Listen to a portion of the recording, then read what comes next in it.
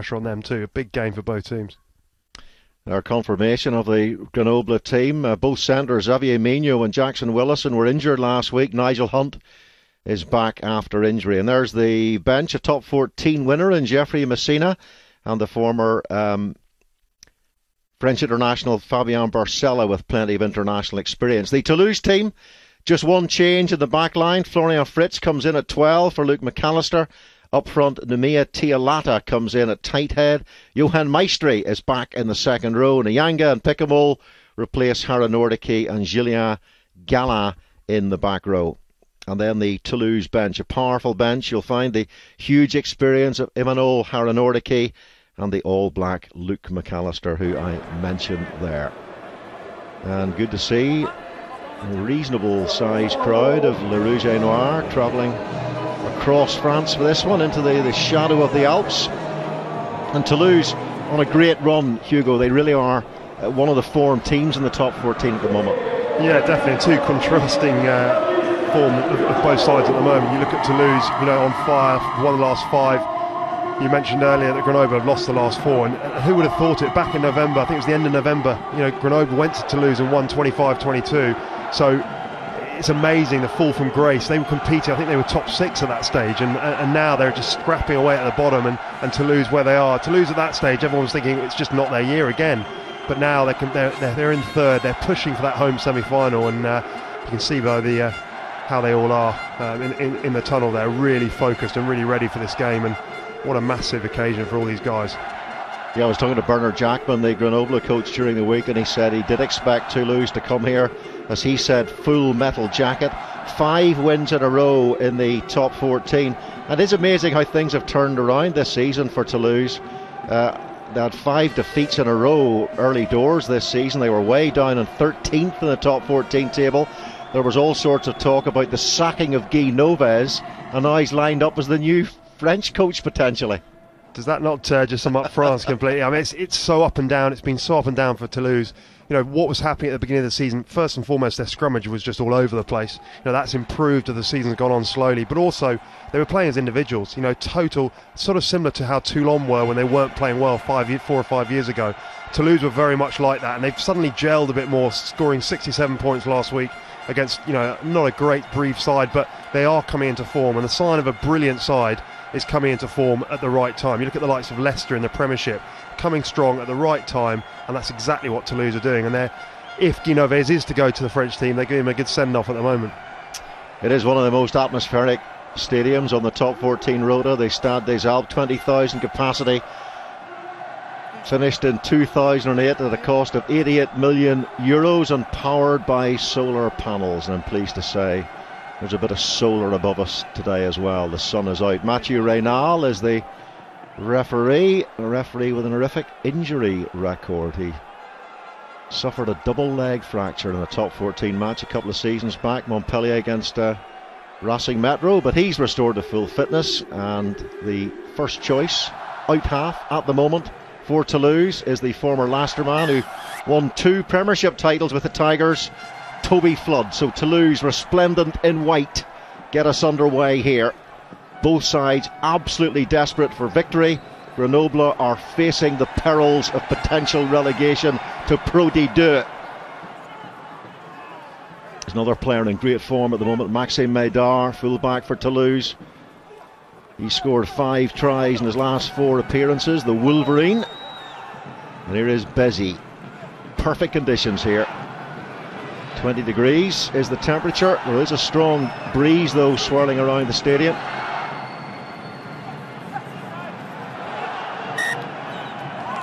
Only first infringement of the game. It's a knock on from Toulouse. The scrummage to Grenoble. Quite interesting, their selection this week. They dropped Fabien Barcella with all that World Cup and international experience to the bench, and Albertus Buckle, who came off the bench last week to score a try against Clermont, he's preferred today at loosehead. But they've also lost Arnaud Egui, who was injured last week against Clermont.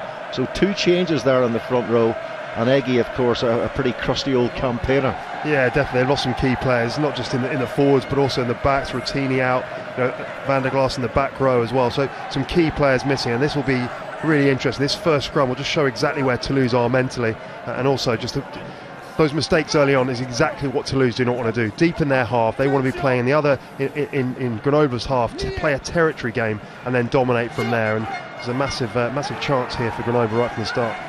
Charles Micliud, as he's called by the French commentators.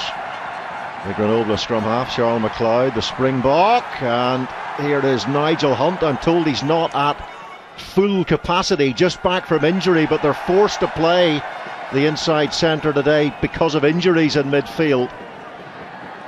Here is Dana Edwards, the Australian, rumbling into that Toulouse 22.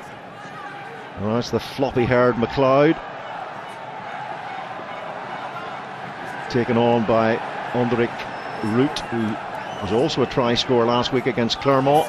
His try just before half-time really got Grenoble back into the game there before Clermont pulled away in the end to a comfortable victory.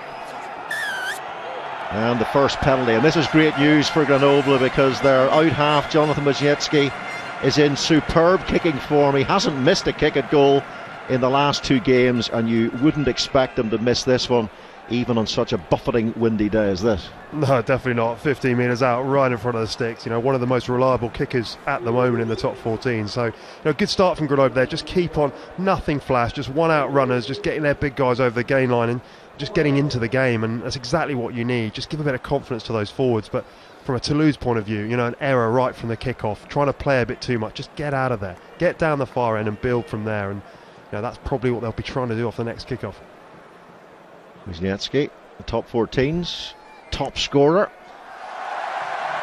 and his run of 100% success continues. The Midi Olympique Player of the Month for April, so there's the proof that he's in fine form. But last week, as we look at Fabrice Landreau and Bernard Jackman there, 2 of the coaching staff here at Grenoble. Last week against Clermont, Grenoble had more carries, more offloads, more meters made, more line breaks, but they turned the ball over 20 times. And a side like Clermont is inclined to punish you when you do that. Yeah, especially after what happened the week before. They were desperate to come out. You spoke before about Frank Azema and his reaction to the players. We've got to come out and put in a performance. Let's not just sulk. And they did exactly that. Any turnover ball, they were absolutely lethal, and they were at their very best last week off turnover ball. Couple of turnovers there. It was Gio Aplon who had his hands on the ball. Another Springbok in this Grenoble side, but there's been a knock forward. Another scrummage here. Last week against Brive, Toulouse were rampant. They were really on fire. 9 tries to 1. 787 metres they made against the hapless Brive team. And Toulouse only had to make 54 tackles in the match. 26 line breaks, and Brive helped them on their way by missing a total of 40 tackles. Yeah, not a classic Brive performance, but I think what's been instrumental in Toulouse's recent form is Bézi and Flood at halfback. They've really upped their game. Flood, when he first came into French rugby, it was a slow start, but he's gradually just gained in a bit of confidence, and as he's got better, the Toulouse team's got better, and that's really shone through. So, these games going into the barrage, crucial for Toulouse. Bézi feeds All Black Tialata on the tight head side for Toulouse. He's up against the wonderfully named Albertus Buckle on the loose head side. But Toulouse, their last away game was against Stade Francais, and they ran confidently from deep in that game. Lots of quality offloading and straight powerful carrying, and also a pretty ferocious and well organised defence in that game. A win on the road against Stade Francais, and they've certainly shown this season that they're prepared to play away from the Stade Ernest Vallon. Yeah, very much so, and that was where they were struggling earlier in the season. They've always tried to play rugby, but it just wasn't quite sticking for them. I remember doing the Oyonnax game, which is I think the last game they lost actually, which was 9-3 there, and they just couldn't string any phases together. Got to 2 phases, 3 phases even, and they knocked the ball on, and that had been the story of their season up to very recently, and they've just turned it around and right at the right time. And if they can carry that on, you have to say they'll be a difficult team to beat. Grenoble could be a difficult team to beat in this game if Toulouse continue to concede penalties. You can see the football surface here. They share this stadium with Grenoble Football Club, really tearing up there under the weight of the forwards' hooves. Yeah, just looking at the scrum again, it's just one thing, not my expertise, but just one thing they've really struggled this year. They you look at their front row and you think, how on earth, with the guys behind them as well, the size of pack they have, Tialata, Steenkamp, Corey Flynn, all world-class players. Are they over the hill? Who knows? But they have really struggled this year, and things have got better. They've got a bit of parity as they've got into the latter stage of the season, but it hasn't been a good year, and Tialata especially has really struggled, not just at Toulouse, but previously at Bayonne as well. He's lost a bit of weight, Nemia Tialata, since he arrived at Toulouse. A couple of stone, I hear, although it'll still be a while till we see his cheekbones, I suspect. So Wisniewski.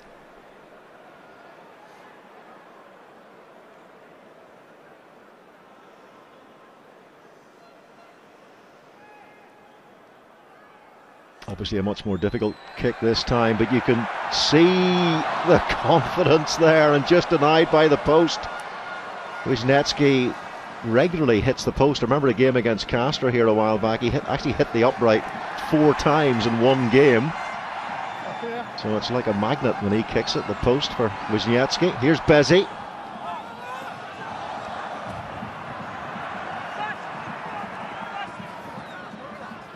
Toby Flood into the midfield. Are we going to see Toulouse, as they have done so often recently, attacking from deep? And there's the classic Rouge et Noir offload off the floor, getting Maxime Maydar into the game. Here's Bezzy again for Toby Flood.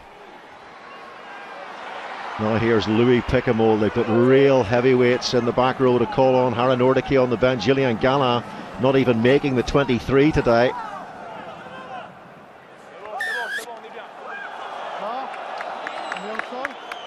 As Grenoble come off their feet, Fabien Alexandre, I think, was the man penalised, and a penalty to Toulouse. Yeah, you have to say that Aplon was pretty unlucky there. He was on the ball very quickly. Picamole seemed to be isolated, but I think it was the second man who came in. As you say, Alexandre came in, and that was where the penalty.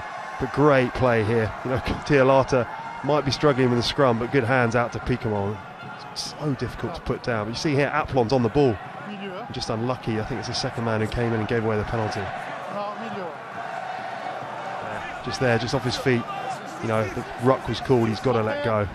It's a penalty they can't be conceding in that area. Corey Flynn, 2 Super 15 titles to his name and his long spell with the Crusaders. He's getting on a bit now, Corey Flynn, 34 years of age, but his form has steadily improved as the season has unfolded. There's the offloading again from Toulouse. This time Thierry Dusautoir, that great old French warrior, involved. 57 times he's captained France in his 75 appearances. Now Vincent Clark looks inside for the support from Corey Flynn. Here's Bezzy. Toby Flood, and now it's Guthro Steenkamp, a World Cup winner with South Africa in 2007. Maxime Maydar. A couple of tries last week against Brive for Maydar, continuing his phenomenal try-scoring form of late. Now Corey Flynn and Toby Flood is hit as he knocked the ball forward, and then I think there was a knock on there from the youngster on the right wing for Grenoble, Daniel Kilione.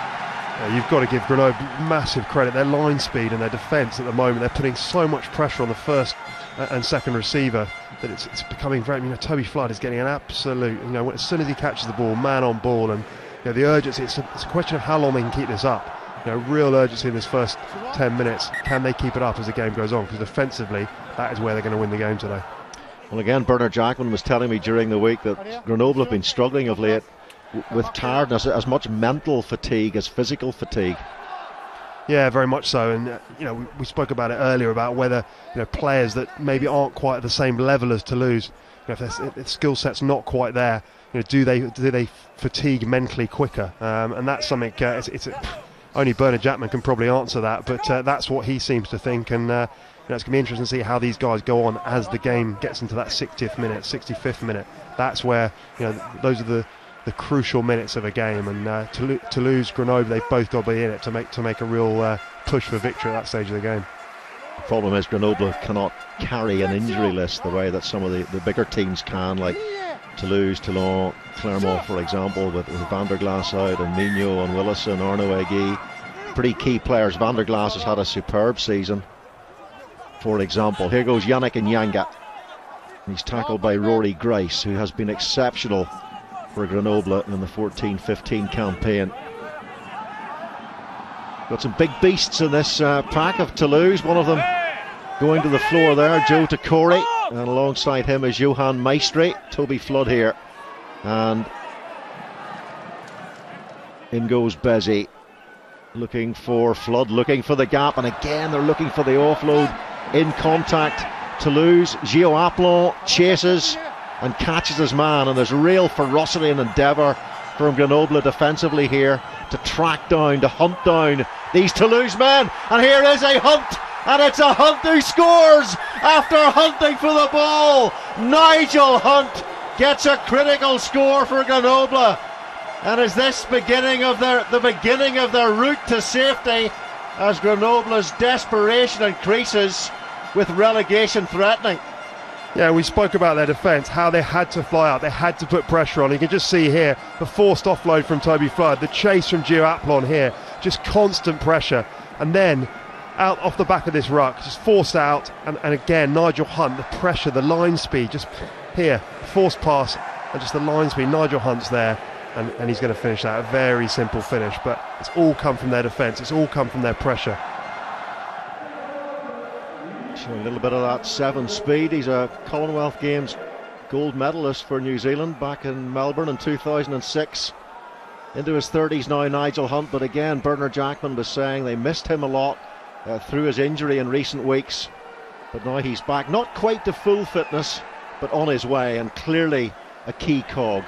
Yeah, it's not the sort of position you normally see him in, but that's where he was. He's ended up, he's been in the right place at the right time. But he is Nigel Hunt, you know what you're going to get from him. Big, stocky centre, he will carry the ball all day, and that's exactly what he'll provide. He'll provide that platform for these Grenoble forwards today. Off the post with his second attempt at goal, Jonathan Wisniewski. Remember, the conditions out there for kicking are pretty difficult, but he's nailed it. Oh my goodness, what an asset Wisniewski has been all season long with the accuracy of his goal kicking. Very much so, and in these situations, 2 points here and there makes such a difference. You saw the first one off the post, that could prove costly, but what a start for Grenoble. 10 points up, forcing the errors out of Toulouse. Toulouse probably just trying to play a bit too much, but you've got to give credit to the defence of Grenoble. Corey Flynn.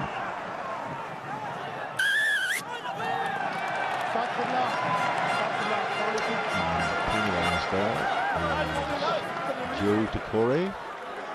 Or coming in from the side, that is a big man. 6'6", 21 stones.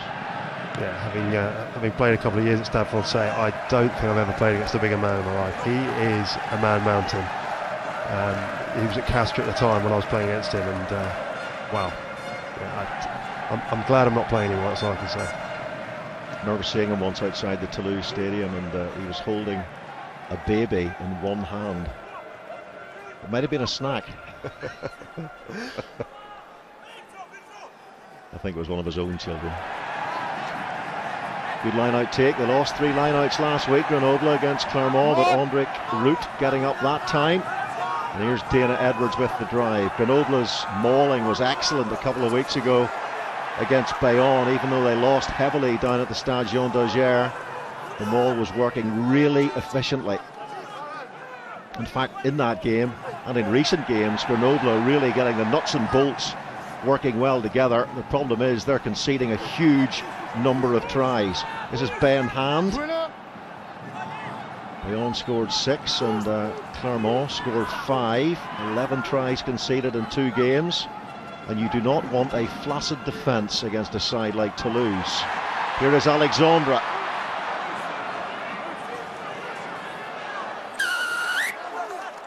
Not releasing at the breakdown, Grenoble. So losing a little bit of momentum there, and a penalty to Toulouse. Yeah, you can see what they're trying to do. They're just trying to hit up with their forwards 3-4 times. Just get over that little, just get 2 or 3 metres over the gain line and create a bit of space like they did there. And unfortunately, Alexandre just couldn't quite get on the outside of the defence. Maybe an opportunity to give the ball out to his winger, but a bit isolated there in a turnover. Well, there might have been some space out wide there. Toulouse possibly a little bit narrow there. And Kilioni into the side late on the right wing for Grenoble. Has plenty of pace. He's a former Tonga 7 star. Guy looks on. Will this be his last season as the coach, the head coach of Toulouse? Will he be taking over from Philippe Saint-André after the World Cup? Here's Toby Flood. And again, putting the squeeze on him. They're up very quickly in that defensive line, Grenoble. Jonathan Wisniewski was one of them. Here's Louis Picamol, big ball carrying number 8. We know all about him and what damage he can do. Tialata can do a bit of damage as well. The broad-beamed tight head. And Toby Flood sees a bit of space, does he, in between the fullback and winger. And it's closed down pretty quickly. Grenoble failing to find touch. Here's the Wolverine, Maxime Médard. Really hit hard. You can see Grenoble are up for this in front of this capacity Stade des Alpes crowd. Now Vincent Clerc. And they're just not getting any space to breathe. There's no oxygen out there at all for Toulouse at the moment. Maestri and now Dusautoir. Toby Flood trying to stand close to that gain line. Albertus buckled. Did he manage to get a hand in there to rip the ball away? Here's Charles McLeod, sensing that Toulouse were up in an attacking formation, but Toulouse are back there covering and get the clearance kick away to Vincent Clerc. 91 top 14 tries for the Toulouse right winger. Again, it just reminds me of Toulouse earlier in the season. You wouldn't have thought, on the back of 5 results, 5 wins for them, they're just not getting the phases together. When there looks like there's a slight break, Toby Flood goes through and he gets stripped of the ball. Sort of half break here, but great tackle, Albertus Buckle again. Great play there, and a turnover. And what happens? Charles McLeod just puts it down there, and again, territory 20-30 metres out for Grenoble. Another platform for them. Toulouse have to hold on to the ball today. Grenoble, they've lost 4 in a row. Their last win was away to Stade Francais in March. Toulouse have won 5 games in a row. There's Jean-Baptiste Elissalde. Will he be taking over as coach if Guy goes? We're hearing that it might be a combination of Emile Ntamak and Fabien Pelouse, and Toby Flood taking a nasty knee there to the head as Arnaud Aguy, one of the injured Grenoble players, looks on. But yeah, 5 wins in a row for Toulouse. So at the peak of their form at the moment. Remember, Clermont play Toulon tomorrow. Fabien Alexandre takes that ball. And there's an example of this Grenoble mauling, which really has been working very, very well in recent games, and almost inevitably there they win the penalty as Toulouse are forced to bring that maul down. Yeah, I don't know whether it was deliberate, but they sort of got a shift drive around the front and completely caught Toulouse unaware there and seemed to be jogging on the spot down the touchline. And as you say, last week, really strong driving maul, and again followed up there. Nothing they could do about it, and inevitably gave away a penalty.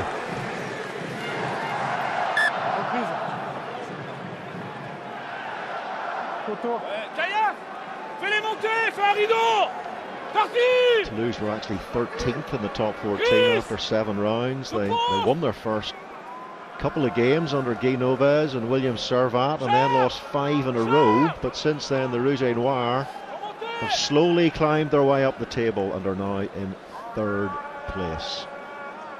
And the target, of course, is it's not a home semi-final. Both semi-finals taking place in Bordeaux, but you do not want to have to go through the barrage. That's what they're trying to avoid.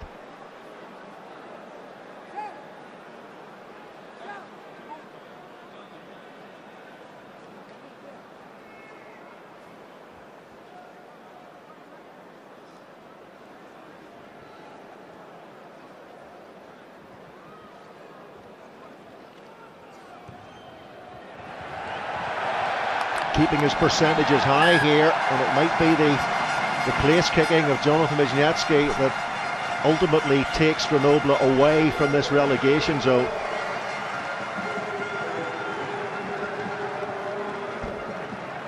Barred up Grenoble, you could say.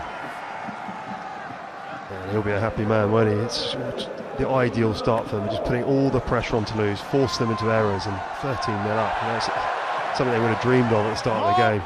They have to keep this up. They have to keep the pressure on. They have to keep turning these chances they get inside the Toulouse half into points, and just keep knocking away at the scoreboard. Another effective maul from Grenoble, and just eking out the penalties and keeping the pressure on. The pressure is certainly on scoreboard-wise. And the Toulouse pack are feeling plenty of pressure too. Yeah, and due to the amount of penalties they're giving away, they just can't keep hold of the ball. You know, they've had one possession inside the Grenoble half, and it's constant. They're just having to fight to stay in the game at the moment, and you know, give credit to Grenoble for that. Gio Aplon using his left foot. Yeah, Grenoble don't want to, risk, if you like, having to win their final game away to Lyon, which is a derby game. Lyon may be relegated, but they will not want to lose to their near neighbours. And one of Grenoble's problems at the bottom of the table is all the teams around them have a better head-to-head, and that's what defines who goes down to Pro D2 with Lyon. It is those head-to-head battles, and they've lost the head-to-heads against Bayonne, against Castres and Brive this season. Yeah, that's vital. You know, sometimes it goes down to points scored, but the head-to-head is crucial, as you say, and if it comes down to that makes this game even more important. It means they've always got to finish a point ahead. If they finish equal on points, then they're going to be struggling. So this game is all the more important. They have to win this. Just further indication of the sort of form Toulouse are in. They've won 8 of their last 9 top 14 matches. Toulouse, they finish at home to Bordeaux to climax their regular season. Bordeaux, good chance they'll be going into that game with plenty to play for in terms of, if not the barrage for them, the potential of a Champions Cup playoff game against the winner of Gloucester and the Pro 12 qualifiers. Yeah, I think there's still quite a lot to play for. You look at the bottom of the table, you look at the guys, the teams chasing that 6th and final place in the barrage as well. So all to play for most sides. But I feel the games this weekend will determine. You know, I think by the end of today there'll be 2 teams, potentially Bayonne and Brive, will be battling for that last place, depending obviously on this result. But Bayonne and Brive are going to have, I think, Brive at home to Stade Francais next week, and Bayonne, I think, at home to La Rochelle, if I'm right. Yes, so that's going to be, I think those 2 teams could be in the position at the end of today where it's going to be all or nothing for them to. It's another penalty to Grenoble. They really are mounting up against Toulouse here. 3 games kick off in 30 seconds time. Bordeaux against Bayonne, Castres against Brive. That is a gargantuan game down at the Stade Pierre-Antoine, and La Rochelle against Racing Metro. Stade Francais at home to Montpellier. That kicks off at 14:35 British time. Stade Francais winning away to Racing in the Paris derby last week. Yeah, and what about Oyonnax last night? You know, you got unbelievable scenes. What a season they've had. You know, sitting in 5th at the moment, pretty much guaranteeing themselves. I mean, all dependent on, I think, Montpellier's result today, and also Bordeaux at home. But you know, they are sitting pretty well now for a barrage place, and who would have thought that at the beginning of the season, especially as Christophe Urios, early in the season, the coach, said that he was off to Castres. How ironic that would be if they don't stay up. 75% today for Wisniewski. 78% is the return across the season. So 3 successes, the 4th attempt crashing off the post. And 3 more points from the immaculate Jonathan Wisniewski, not showing any signs of pressure at all on such a big day for his club. Yeah, the one guy you want is Jonathan Wisniewski. You know, at Racing, didn't quite. He was always second choice. You know, whether it was behind Sexton, whether Hernandez, he was always there battling to get the first choice slot there. And he's come here, and his kicking is absolutely. And in a game like this, of this magnitude, he is the one guy you want in the team. He certainly gives you the feel-good factor, doesn't he? And here's Coalini. You can see the Tongans' 7 skills there. Now Picamold, though, they've given the ball back to Toulouse. They do not want to give Toulouse any sort of a foothold in this game. And looked like he was held there and kept on going, but the referee says no infringement. As Toulouse try to clear out, and again they get in and over the ball absolutely brilliantly. Grenoble, great technique and great commitment from Root. Absolutely spot on. Commitment, urgency, they are just first to everything at the moment. You know, one mistake there and they turn the ball over within 2 or 3 phases. They are so up for this game. Yes, Toulouse are as well, but they're just ahead of the game at the moment, Grenoble. they just need to stay on it. They just need to stay on it for the next 15 minutes and then refocus in the second half. Well, they look a lot more switched on, don't they, in every department, Grenoble, so far. It's obviously causing a lot of frustration for Guy Noves. But look at Root in there. That's like Stefan Armitage at his best. Yeah, and it's not just Root, it's Gio Aplon, it's Gengenbach, it's all the backs are doing exactly the same. Everyone is into this, everyone is 100% mentally switched on, and that's what you've got to be in a game of this magnitude. Laurent Boucher, 5 tries he scored in the Challenge Cup this season, a man of great pace, former winger, the hooker. And now here is Colini, sets it well for McLeod, good quick ball to deal with, and McLeod puts in a pretty poor kick in the end, and again he just sucked the momentum out of that movement. That is the most bizarre decision I've ever seen, I think. They've gone over the gain line. Yes, if there's space there, yes, if there's an opportunity to score, but just keep hold of the ball. We've seen so far inside their own half, Toulouse just cannot not give away a penalty. You know, if they commit another one here, 19-0, just keep hold of the ball. Saying that, they got it back. Well, they're being really scruffy, Toulouse, all across the park. Part of the reason for that is the pressure they've been put under by Grenoble. But it's just not knitting together at all for the Rouge et Noir. They lost in the barrage last season at home to Racing, 21-16 in that game. It was Yannick Nyanga in field to hold on to that ball. And this just sums up, as we see Colini, they're just going through, but this just sums up Toulouse's season. You know, there was a period earlier in the year as well, they had 5 wins on the trot, and then suddenly, out of nowhere, they lost a game where everyone was, well, how? They're in great form. They've done exactly the same. You know, this game's obviously not over, but the way they've started it, who would have thought they were the form team of the top 14? And they're going to have to bounce back pretty quickly, otherwise this game will get away from them even quicker. Well, Grenoble did start the season really well. After 7 rounds they were 4th, but they've dropped from 5th to 11th over the last 9 rounds, no thanks to those 4 consecutive defeats. Looking to break that run here against the might of Toulouse. And it's a good scrummage. Charles McLeod-Bezzy was round really quickly there at the back of the scrum. Now Hendrik Root, the South African. Their hands on the ball on the floor there of Toulouse. McLeod, Albertus Buckle. Remember a great strip and a tackle from Buckle earlier on in this first half. Now Ben Hand gets hit hard by Guthrie Steenkamp. Plenty of South Africans on the pitch, as there usually are these days in the top 14. Now Rory Grice, the New Zealander, former World Junior Championship winner with the Baby Blacks. Wisniewski. Up goes Colini, brilliant take by the youngster.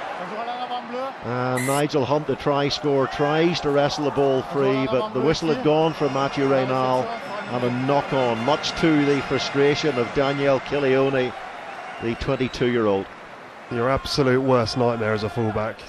10-15 metres out, bombed, Maxime Medard on his own, 3 guys running at him, and nearly an absolutely brilliant take. Just as he hits the floor here, I think, yeah, he just loses it. Really unfortunate, because that would have given him a brilliant attacking position, but still a good position here for Grenoble. Hard work here for Toulouse to get out of this bottom corner. Good spot by the officials to see that knock on. Nearly there, but not quite.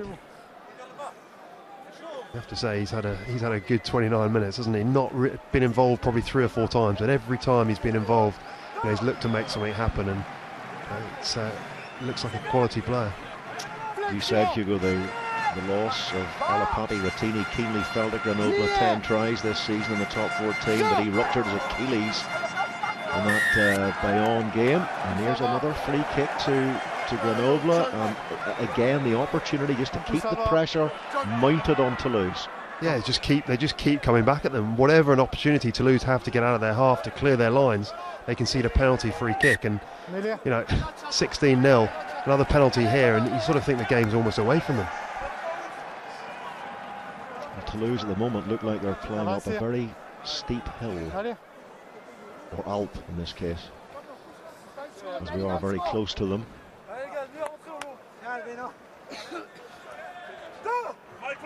stuck in the foothills, Toulouse, in this first half, as we reach the half-hour mark. Toulouse absolutely smashing Brive last week. 9 tries to 1, a hat-trick from Johan Huget.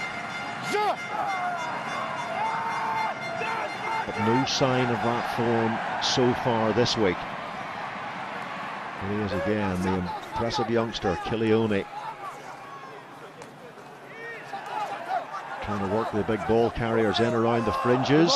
And Toulouse have stolen that. Some really good work on the floor. Now Toby Flood. And it's Jan David to Florian Fritz. And the referee's going to come back.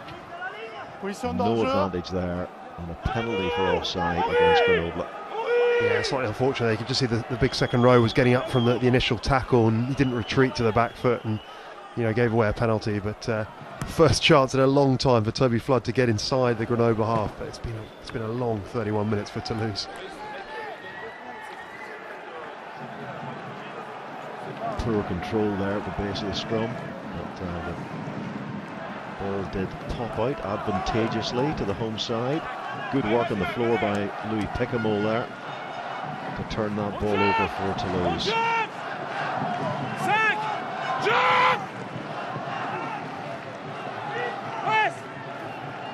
Maestry's taken the line out. Flood to Picamol, rolls away from the tackle of Rory Grice, who's moved from number 8 to the 6th shirt this week. Only a 4, preferred at number 8. Peter Kimlin was dropped. Had a poor game last week against Clermont. In goes Dusatois. Can the captain get his side going here as we close in on half-time? Now Picamol again. The iceberg, as he's known, because all the power is below the waterline. Off goes Nyanga. They're busy, but again the offload, they're going backwards, they're rocked on their heels all the time here, Toulouse. They just can't get into their rhythm, or rather Grenoble are not allowing them to get into their rhythm. And again there's huge commitment there, and it was Ben Hand who came in with the tackle to force that error. Absolutely brilliant there, saw the opportunity, no protection for Dusatois at the back of the rut there, and he's just come through and made a quality tackle. And again, 4 or 5 phases, they get into position where you think they're going to strike, and then another error. And yes, it's being forced by Grenoble, but they have to be better at keeping hold of the ball. They have to protect the scrum half a bit better than that. Toulouse this season had the league to focus on from quite early on, because they failed to make the knockout in the Champions Cup. Well, undoing defeats in their last 2 pool games at home to Bath and away to Montpellier. And they have an average streaker, because he's not really a streaker, is he? He's got far too many clothes on.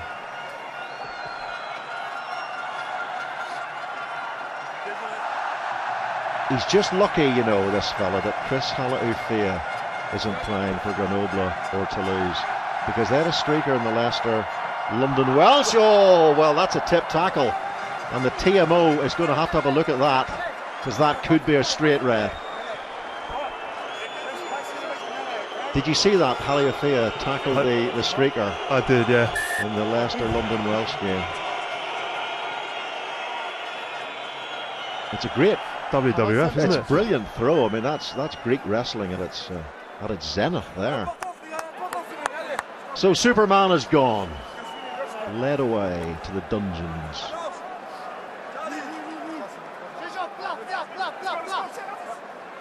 I have to put him in a net brace after that tackle.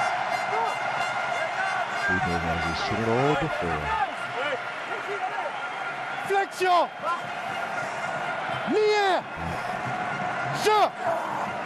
Needs to go to Weight Watchers, I suspect, that fella as well.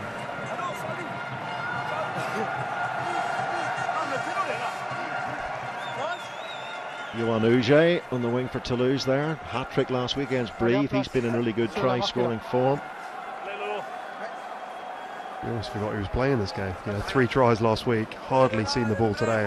If anything's happened, it's happened on the other wing with Vincent Clerc. But Johan Huget, if they want to get anything out of this game, they've got to get him more in the game. They've got to keep hold of the ball and enable themselves to go through the phases so that he can actually touch it. Well, making 787 metres last week against Brive. It'd be fascinating to see how many metres they've made in this game. Probably not far beyond double figures. Yeah, they just haven't given themselves the opportunity. Every time it's just Grenoble ball wherever they are on the pitch, and that's not it's not the way they want to have it today. Wisniewski threads the ball through.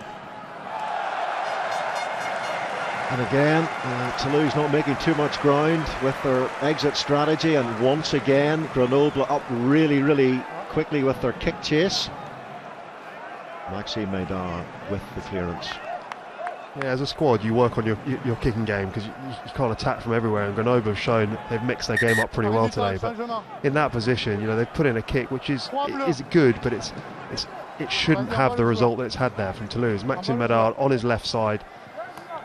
He has the opportunity there, the time, but he's just hooked it, and it's given them another great attacking platform, and it's just far too easy at the moment for Grenoble. And Dana Edwards is going off, not quite sure why. Maybe it's an injury, it might be a head injury assessment. Doesn't seem to be any blood, so Richard Schwara comes on to add his 19 stones worth of bulk to the front row. And it's Hand who takes it.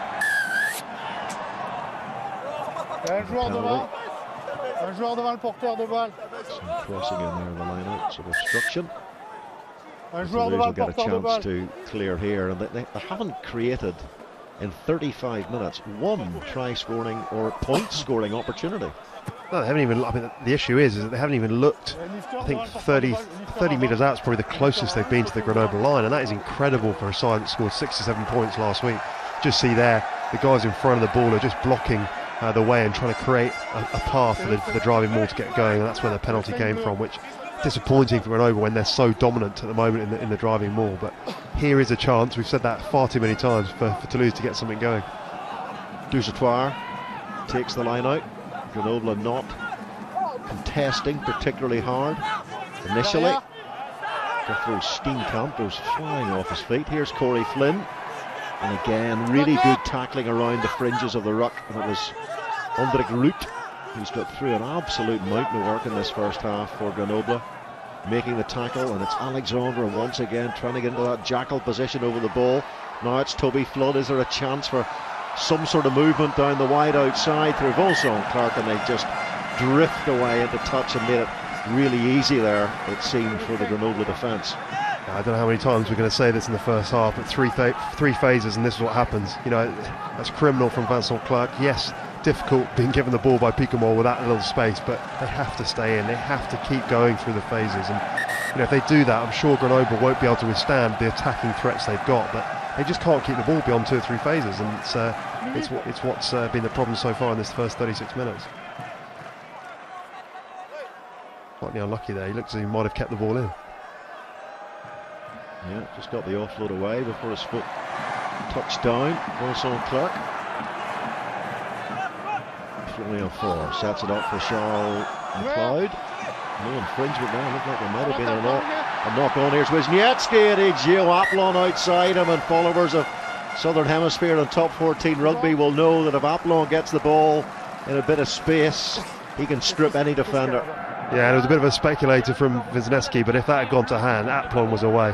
Brilliant initial fumble here from McLeod, and then that creates a bit of space, and just great offload here. Brilliant offload under pressure, and Aplon, if he gets hold of that, he's got Vincent Clark. I didn't see Vincent Clark there, but still would have given them a great platform again. Would have been an interesting one-on-one there.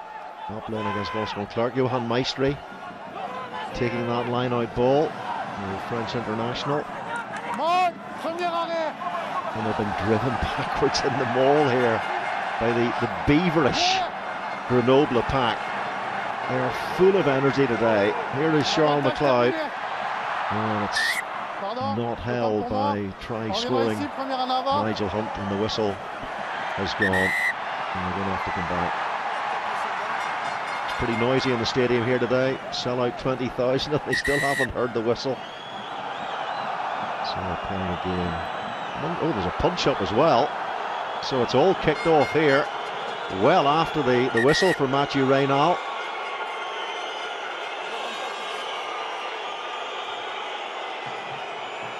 Toulouse getting more and more frustrated. They just cannot find a way into this game at all.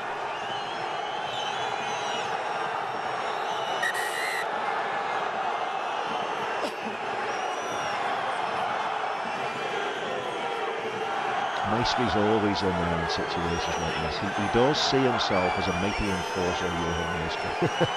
He definitely likes to get involved. You can see there, Huge. I think that's the most. He's still going, but I think Huge is the most he's done all game, and he was desperate to get involved in something. And the first thing he gets involved in is a fracas on the far side. But I think might show it again what happened, how the knock forward came from the last ruck. But again, great work. I think it's by Hendrik Root. Just the second rows at the moment are putting in a massive shift, not just ball carrying but on the floor as well. And another error at the back of the breakdown, and pretty sure it's a scrum here to Grenoble. Bit of sorting out for the referee to do there. Other scores: Bordeaux-Bagle against Bayonne kicked off at 2 o'clock. 3 apiece, 3 points apiece. Castres leading Brive by 3 points to 0. La Rochelle leading Racing Metro by 6 points to 0. Early stages in those 2 o'clock kickoffs.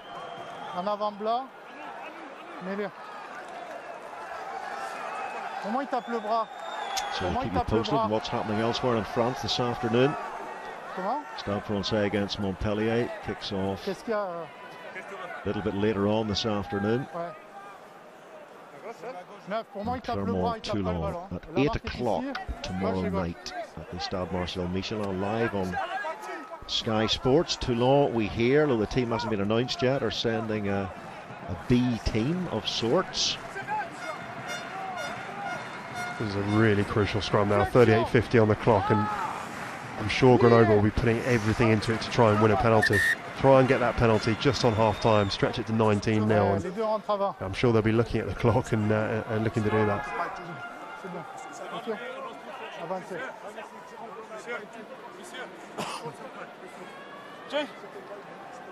Bastien Bézi there, just having the ball not from his hand, but it's just another indication of the commitment. There's no such thing in this game for Grenoble as a lost cause. Oh, very much so, and that's what's been so impressive. 40 minutes of absolute, just putting everything into it, and you would expect that, but it's easier said than done. In a game like this, the pressure of the situation, sometimes you give everything and it just doesn't quite come off, it doesn't work for you, but everything has gone for them. They couldn't be putting anything more into it, and Toulouse haven't been able to cope with it, and from a Grenoble point of view, it's great to see.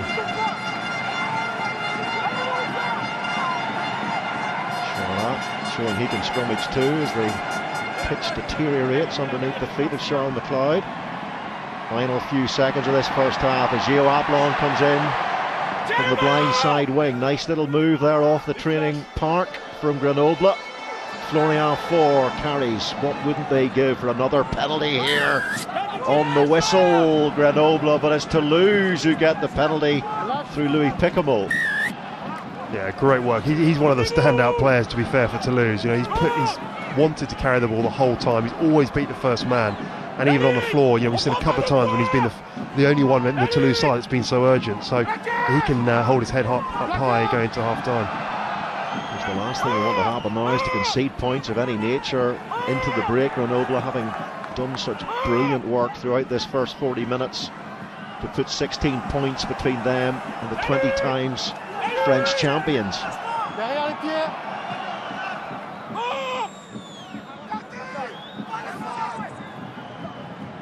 Desperately slow ball for Sébastien Bézi, so it's Corey Flynn who finds his captain, Thierry Dusautoir, now Florian Fritz. 3 top 14 titles and 2 Heineken Cups in his 11 seasons at Toulouse. And here goes Bézi, trial again. It's Hendrik Root there. How many tackles has he made around the fringes today? Toby Flood, oh, there's space there, and this might be the chance for Toulouse to get back into this game as Maxime Maydar closes in on this Grenoble line. Here's Toby Flood. Suddenly there's urgency from this Toulouse team. They're desperate to get points or a try before the break. Yannick Nyanga, Vincent Clerc, and his pathway wide to Yann David was closed down well.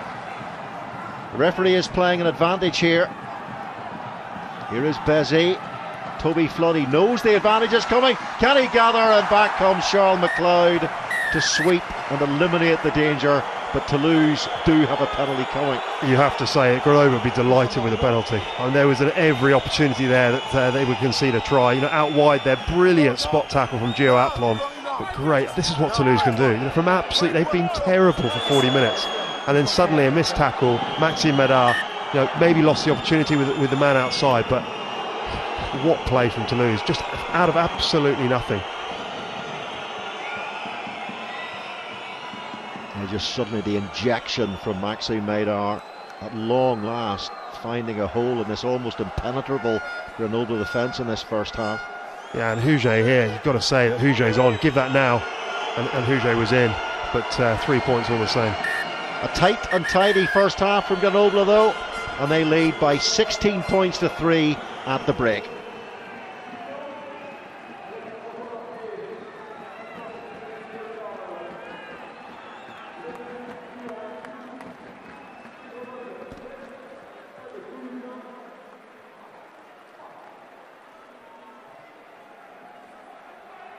Du sautoir, le capitaine Thierry, il y aura beaucoup de choses à dire à la mi-temps, hein, même si vous finissez un petit peu mieux.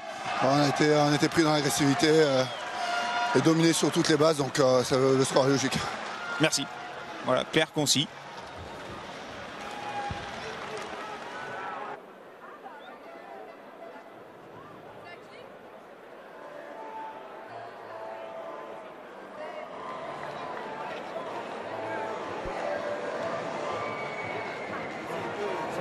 C'est quoi qui fait?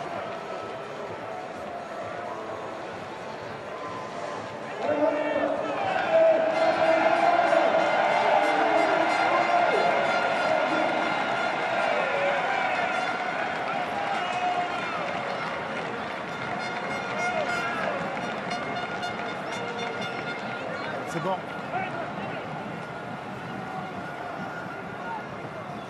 C'est bon. Eric.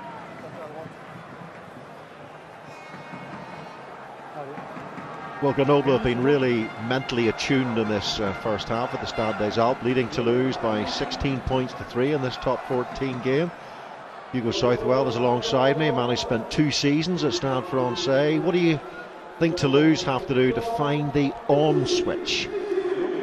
Very, very difficult to say. I think these sort of things can change pretty quickly with the side like Toulouse, the quality that they've got. But I think for me, it's more about they've just got to keep hold of the ball. They've got to play in the right areas, get out of their half, and then just create some sort of continuity and platform in the opposition's territory. And they haven't done that. Whenever they've had the ball, they've just given it straight back, whether it's good defence or an error by them. So ball retention is key for them in the second half. They had their boots stuck in super glue in the first half. Toulouse really not getting anywhere. Although they've enjoyed a reasonable amount of possession in the first half, Toulouse, a lot of it's been static on the back foot. Here it is, Wisniewski. Hugely committed first 40 minutes from Grenoble, typified by their lock forward, Andrik Root, the second row forward, who's had an immense first 40 minutes. Huge tackle count. Il est devant, Thierry.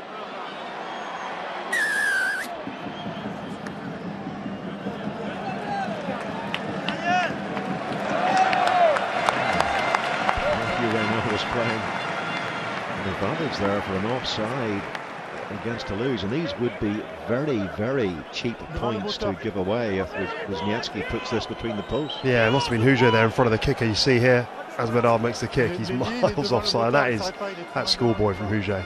He's looking across the line, and just another chance. It just sums up where they're at. It's incredible. A guy like Huget, the experience that he's got, an opportunity here for Wisniewski to get to 19-3, and not easy actually, to be fair. How windy it is out here, it's going to be very difficult from wide on the touchline. It's a bizarrely docile performance from Toulouse, not just physically, but mentally. They're Huget 3 metres offside in his own half. You just wonder exactly where they are. Well, just what's more, from his eyes, you could see he was looking across at Medard, and he still decided. It's almost like he just thought, right, well, I'll just go anyway. I don't care. That's how that's genuinely how it looked. He was looking at Medard as he kicked it. Just wait for him to get you onside.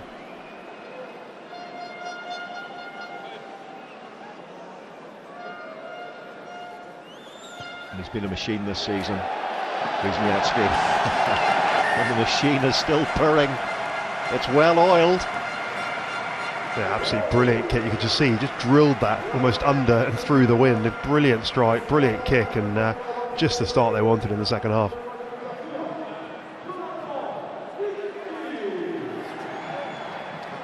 You've seen this so often in the top 14 with the away side, they drop well behind at a place like Grenoble and they just say, no, we're not going to win this. We'll worry about next week and qualifying for the barrage. Here is Andrik Root in possession. And what's important for Grenoble is not to get sucked into that. They've got to keep playing their game, keep doing what they did well in the first half. Another great carry there, and just keep doing what they need to do. Just don't worry about Toulouse and what they're not doing right. Really Grice carrying there for Grenoble. And here comes Maxime Maidard. Did set up a possible try-scoring opportunity in that first half, but then didn't give the ball to Yohan Uge, who was in space outside him. Here he is again, Maidard, not held in the tackle. Bézy to Toby Flood, who did take a nasty knee to the head in the first half. Shed some claret for the Rouge et Noir. Grace is back there, close to his own 22. Took the high ball. Vincent Clark. No, that almost sums up Toulouse today. Maxime Maidard with the knock forward.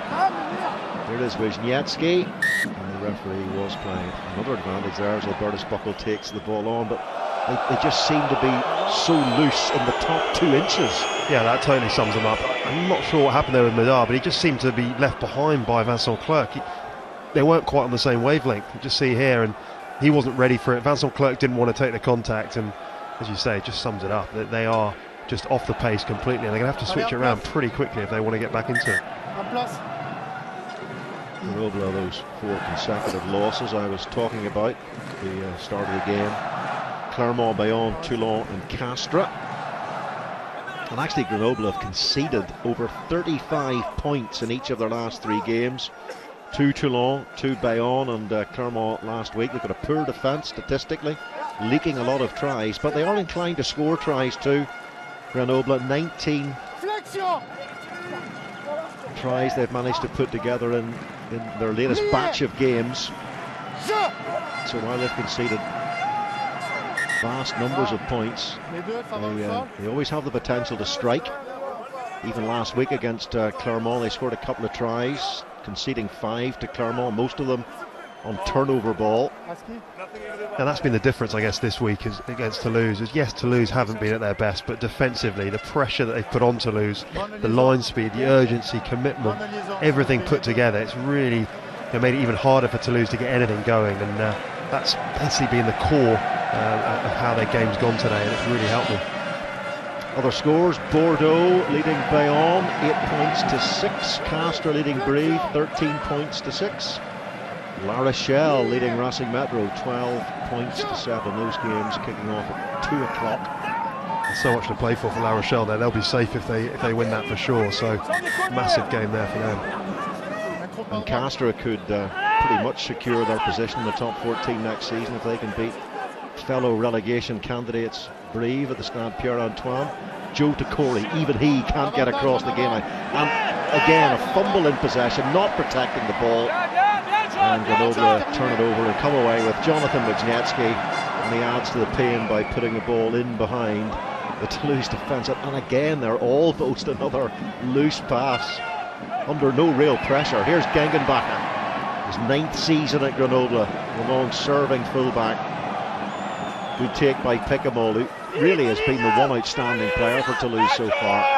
And you wonder whether Picamol on the back of his head, I think Monday is the World Cup squad announcement from Saint-André, and you wonder, he's probably thinking to himself now, we're not playing very well, but I'm going to put in a performance that's going to make Saint-André stand up and think, should I be there as an all-round sort of versatility player. Good carry in there from Florian Flitz. Now go through Steenkamp. Look at Andrik Root, he must be a candidate already for man of the match. He was the jackler. Maidard, better offload. Sebastian Bézy, a little bit more like it from Toulouse. This is what they're good at. Here's Yannick Nyanga. He's got pace, we know that. And he's given the ball straight to Ben Hand. Now Florian Faure trying to re-energise this Grenoble side. Charles McLeod to Jonathan Wisniewski. He's kicked the ball from hand well over 300 times this season, the Grenoble out half, and this is 24th start of the season. We talked about ball retention, brilliant play up till then. You think again that they're just going to get through the defences of Grenoble, and then whether it's a work rate to get back into position or the mistake from Toulouse, they cough it up again, and another chance in their own half. They just can't get out their half. Every time they try to, mistake, and Guinoves needs to have a word quickly. Pas à chaque arrêt de jeu, ça. Les gars, pas à chaque arrêt de jeu, ok? Thanks very much, says Ben Hand. On joue loyalement. Si vous êtes blessé, vous sortez.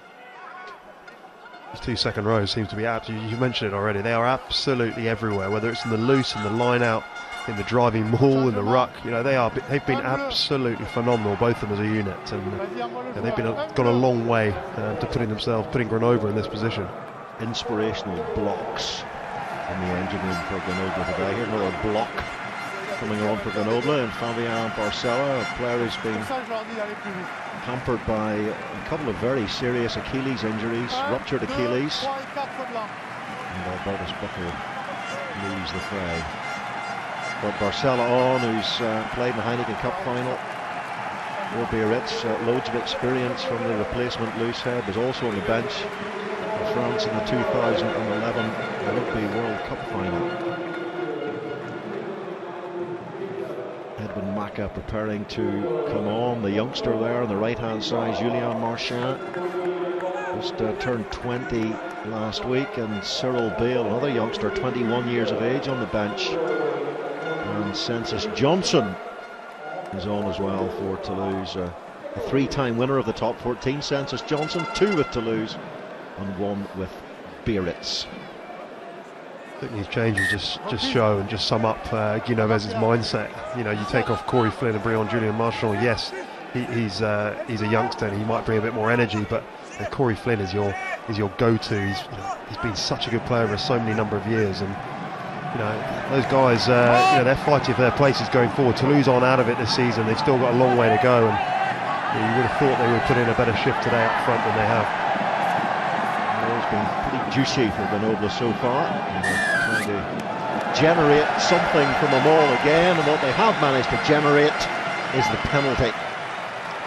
And exactly the same position for Wisniewski this time round, so you would expect him.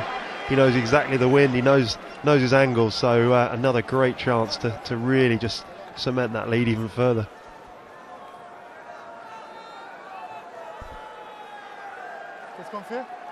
You wouldn't think it by what we've seen today, but Toulouse have got a very good record on the road this season. They've won 5 times away from home, equal best in the league with Stade Francais and Toulon, picking up 22 match points away from the Stade Ernest Vallon. Yeah, and some big results at that as well. Recently we've seen them beat Stade Francais, they beat Toulon at Toulon as well. So yeah, some really, they seem to struggle away from home against the smaller teams, against the teams that really confront them physically and stand up to them, and that's exactly what we've seen today from Grenoble. We saw it away in Oyonnax as well. They just couldn't cope with the physicality up front.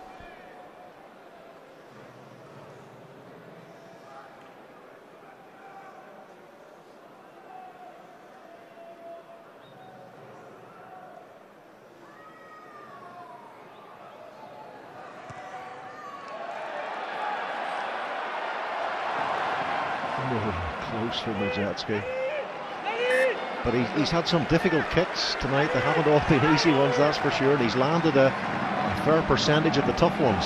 Yeah, I think it's like the second one he missed tonight, so he's had a very good day with the boot, and that just drifted across the front of the post, but he's pretty reliable and had a good day so far. Toby Flood, 27 points last week against Brive for the former England international. Good take by Alexandre McLeod. Florian Faure, the Francais international, played in the Churchill Cup 5 years ago, and Toulouse have turned it over really well at the breakdown. Here's Julien Marchand, Yoann Huget hardly involved in the game so far. A triple last week against Brive. Here is Census Johnson. There was the offload for Yannick Nyanga, and this could be the moment when Toulouse get their way back into this game. Johan Maestri, here is Toby Flood, and it is Maxime Médard who scores the try for Toulouse.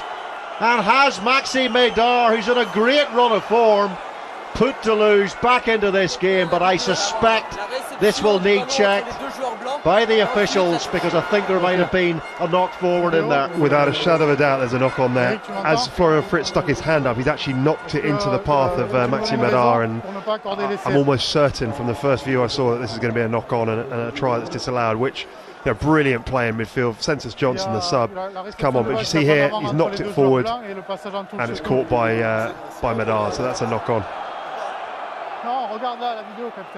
Well, we've seen some bizarre TMO decisions in the top 14 this season. Médard did manage to keep his feet, I think, in the field of play there as he scampered through to the line. Yeah, it's certainly, well, it's difficult from that angle to tell, but it does look very much like a knock-on from Florian Fritz into the hands of Maxime Médard.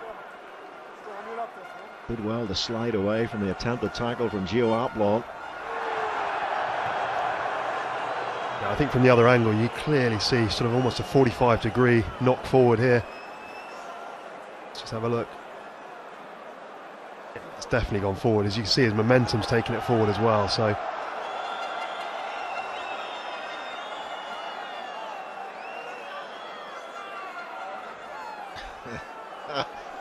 Hugo, I've seen the TMOs do some. I've seen these given. Given. They do some funny things here in this this part of the world. Any reason to refuse the try, not to award the try? Does the TMO think that he actually knocked the ball either laterally or backwards into the arms of Maxime Médard? Je vais revenir à la première faute là-bas. Capitaine.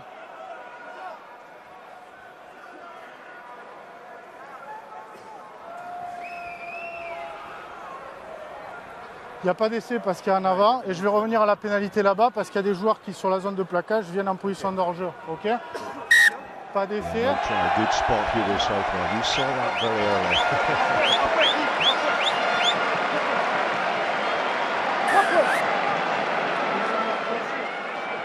Slightly manic figure of Guy Noves. I think he's been in permanent manic mode for about 20 years now, the Toulouse coach. I know, do you think that 2 decades at Toulouse might, well, most definitely. I think rumours going around at the moment will be coming to an end and joining the French coaching setup, which not sure what you think, but it's an interesting move if that is going to be the case.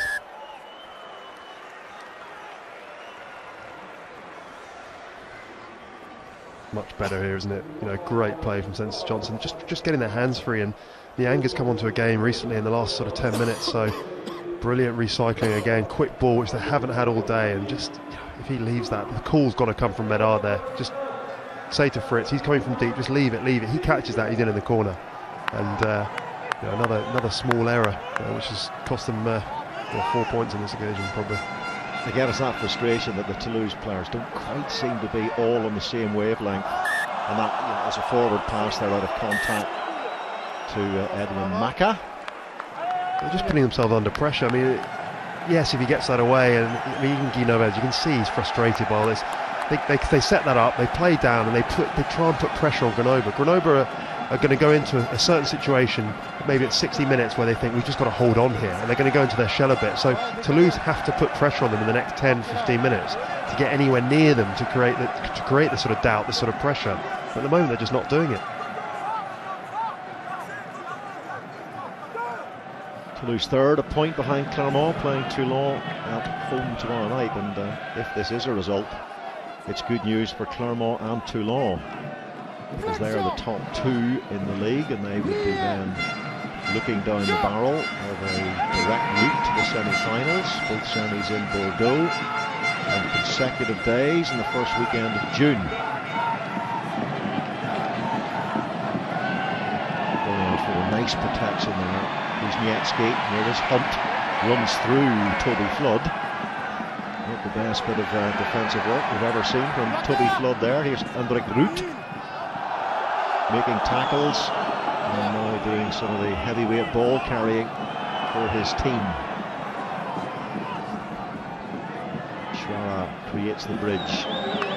Florian Ford was off around the edges and was caught by Johan Maestri. Marchand, he tries to get on top of the ball there to turn it over. And they've got their hands on it, Toulouse, and now they've given it straight back again to Boucher. Here's Charles McLeod. Is there some space? Wide. Here's Chris Farrell, called the Irish Yannick Yozion by Bernard Jackman, the 21-year-old Ulsterman. And there's a penalty coming here to Grenoble. André Root is tackled by Census Johnson. Charles McLeod, Rory Grice. Super season by Grice. McLeod. Can he possibly try and craft a try here with this advantage coming their way? I think he's had the refs called him. I think it was for a knock-on. I think he's called advantage terminated, so it's been nullified just for a knock-on. I think. Penalty advantage. They're quite right, advantage over. And Gio Atlon goes in. And here's McLeod back to Wisniewski. The drop at goal would do very nicely if Wisniewski can convert it, and he fails to do so.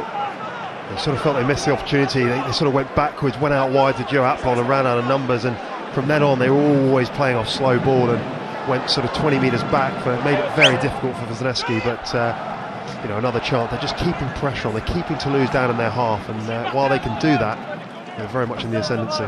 Sylvain Begon, the Grenoble forwards coach, bellowing from the touchline.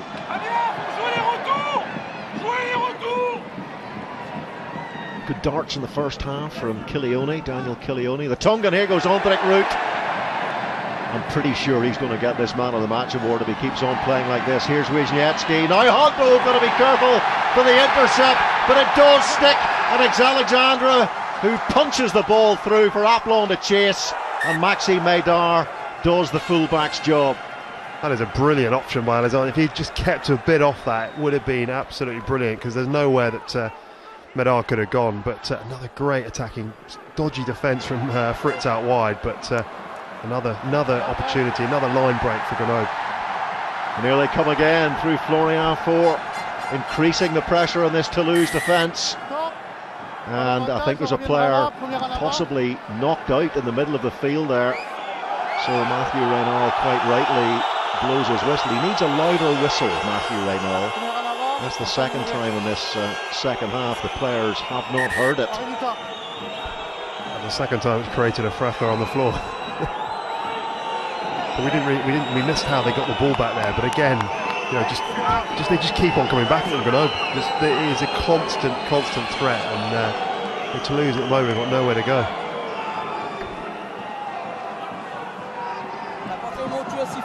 Le 17 bleu est venu déblayer après le coup de sifflet et le 23 blanc l'a imité. D'accord. Ok. 17 bleu et 23. Ok. 17 et 23. Look at. 23 et 17. Yeah, I think he said that 17 initiated from, I think that's Barcella, is it? Initiated, and then Census Johnson flew in and decided to take the law into his own hands. So you could see a penalty reversed in favour of Grenoble here. Ok, même s'il y a du bruit dans le stade, à partir du moment où j'ai sifflé, on arrête, d'accord? On restera sur l'en avant là-bas. Il y a un avant des blancs, ça sera mes les bleus. He wants to get involved in it. Two big props. They might know where he lives. Ok. Protocole commotion. Census going for the tap and go, and then the 90-metre sprint for the line. 8 et 13 de blanc. There's also Clark in there at the breakdown. He knocked the ball forward as he tried to pick the ball up. Great pass there by Nigel Hunt. Great pass, yeah. I think Nigel Hunt, the way he's played today, he's attracted defenders onto him, and you know, they probably thought, right, well, he's going to run, he's going to set it up, he's going to create a platform again, and there he was, throwing a flat pass to Alexandra, who you know, did very well in the outside channel. Jan David and Louis Pickham will go off. The dangerous figure of the All Black, Luke McAllister, comes on for Toulouse, and Julien Gallin, who is an absolute beast, is on for Pickleball.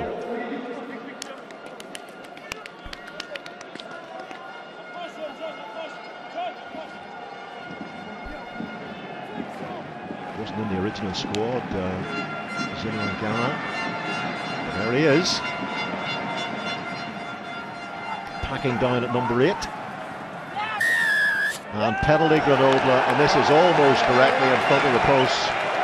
And a real opportunity here for Jonathan Wisniewski to stretch that Grenoble lead. You have to say, not many better players to bring on than Barcela. Brilliant player in his prime, in his pomp. He was a big white hope for the French team, and you mentioned earlier his injuries he's had, but getting back to a bit of form at Grenoble, and an easy chance here for Jonathan Wisniewski, how he's been kicking. It was against Toulouse that Fabien Barcela played for Biarritz in that 2010 Heineken Cup final, that losing final in Paris.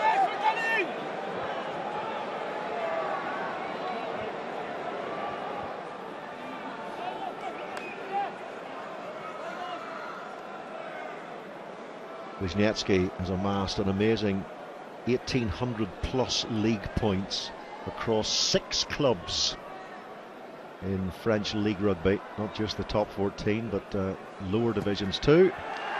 22 points to 6, and this is looking ominous for Toulouse now.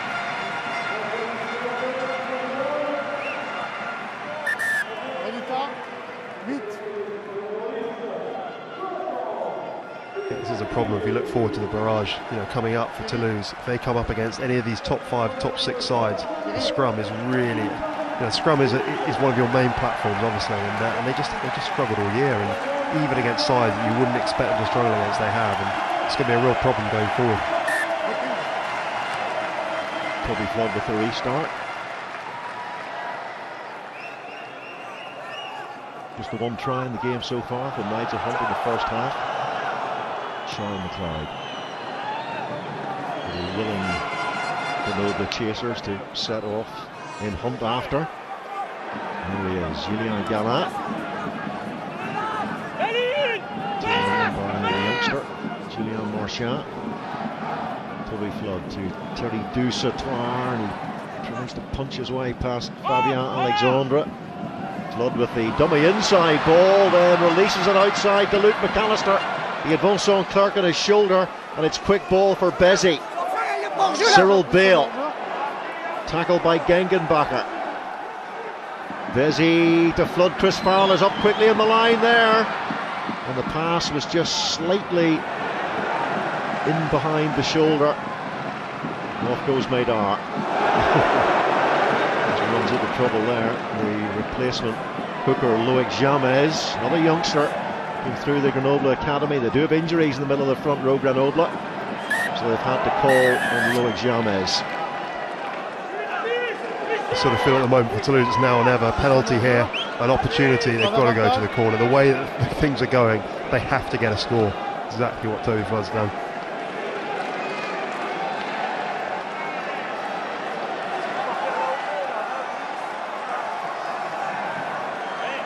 Brilliant line there from Luke McAllister, fresh legs, exactly what they needed, just someone to come on and just inject a bit of pace. And Toby Flood, probably the one chance they've had when they got quick ball, you can get Toby Flood on the front foot and you can attack the line, and just haven't had enough of that today. And as soon as they do that, you've got guys like McAllister coming on and hitting lines like that. Great play, and it's given them a chance here. Yannick Nyanga certainly got some beef off the bench now with Gallat and Johnson to drive around the fringe of this line out. Here is Bézi as he takes on Rory Grice. Now Julien Gallat. Not even he can power his way forward from a standing start there. Edwin Macca can though. That's good work by Macca. They really do have some oversized human beings on the pitch now, do Toulouse, as Thierry Dusautoir goes in again. The player's not hearing the whistle. But it's a penalty to Toulouse as Grenoble come in from the side, and Florian Fritz just pushes the ball into the corner. They need a try right now, Toulouse. And 61 minutes, the first time of any sustained pressure in the whole game from Toulouse. It's scary to think, after what they've been through in the last month, but this is their chance. This is their only chance, I feel. But they have to, as you say, come away with a score here, a try at that. Grenoble 11th in the table, 1 point clear of Castres and Bayonne in the fight to avoid the second relegation spot. Lyon are already down, and Castres are leading Brive by 20 points to 6, which again just focuses us in on the importance of this game here at the Stade des Alpes and how critical a victory for Grenoble could be. Here is Dusatois.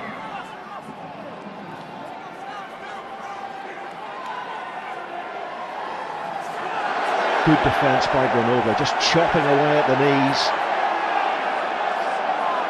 Salah goes in, looked like he was off his feet there.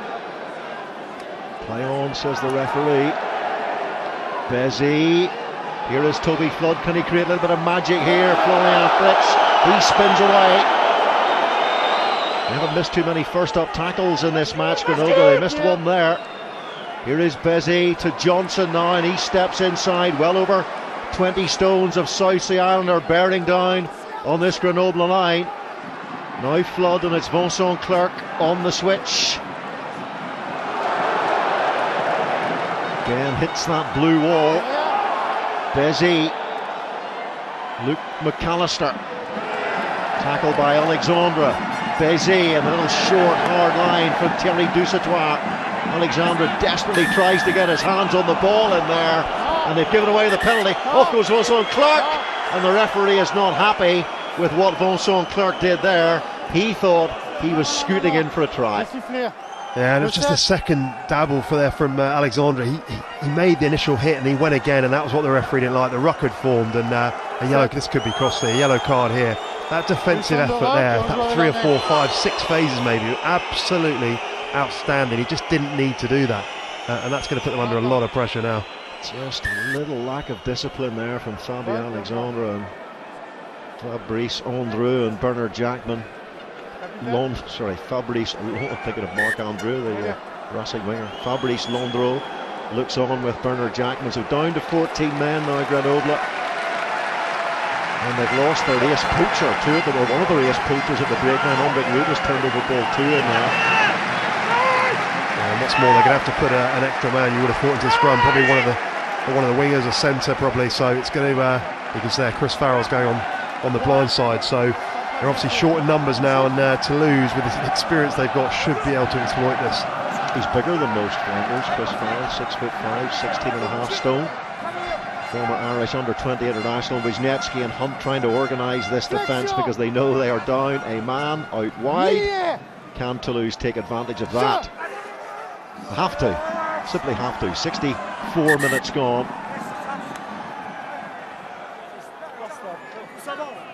Grenoble, if they've any sense at all, they'll be up to all sorts of tricks now to try and exhaust this 10-minute window when they're without their number 7.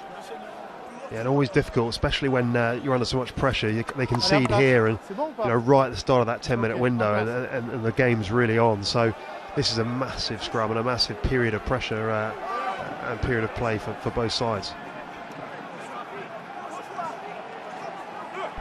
Toulouse have lost on both of their previous visits to the Stade des Alpes. Their most recent victory in Grenoble came across the town, about 3 miles from here at the Parc des Liguières. 2004, Vincent Clerc on the wing for Toulouse. He scored over 150 tries for club and country. It's quite remarkable. Here is Julien Galland, now Bézi, then the power runners. Here is Galland. Galland to Dusatois. He had Flood outside, and Nigel Hunt makes the tackle. And then Grenoble pile in again, showing that feverish commitment. Can they turn the ball over here? That is incredible work by this Grenoble defence. Here's Charles McLeod. And again, that sums up what Grenoble have been about today. And it's Henrik Root who could be man of the match 2 or 3 times over today. Jonathan Wisniewski clears. Chance perhaps for the counter here from Toulouse through Yoann Huget, who's hardly seen the ball in this game. The offload to Maka, and again the hit from Aplon. Brilliant stuff in defence from Grenoble once more. Bernard Jackman is going to be up in that stand. I mean, you know him well. He is going to be ecstatic. I mean, you can see that Gang and Backer there. The crowd are on there. This is exactly what everyone wants to see, and brilliant effort to turn it over on their line. And then the tackling, the commitment. We've spoken about it all game. Absolutely outstanding from this Grenoble side. Great to watch.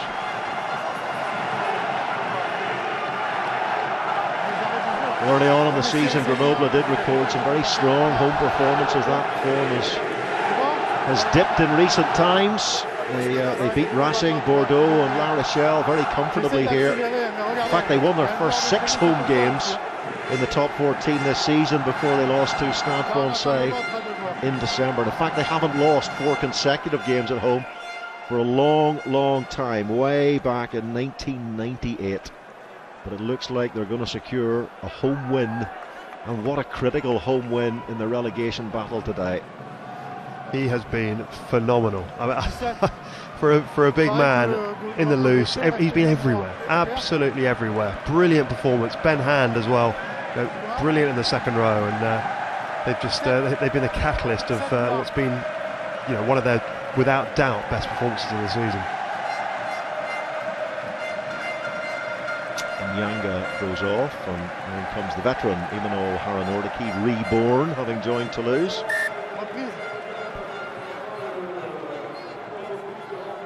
Well, they know they're close. They know they're very close.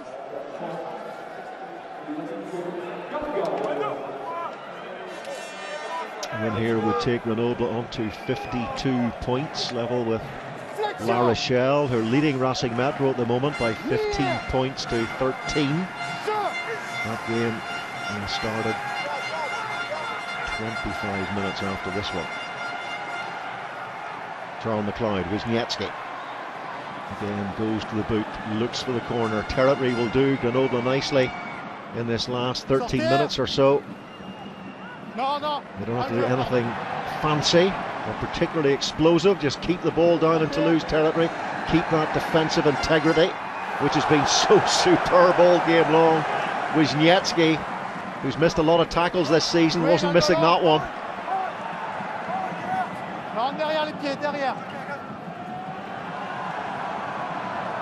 Haranordaki, 35 now, Haranordaki. Suspicion of a forward pass and good intricate offloading there, typical Toulouse. Maka to Vincent Clerc.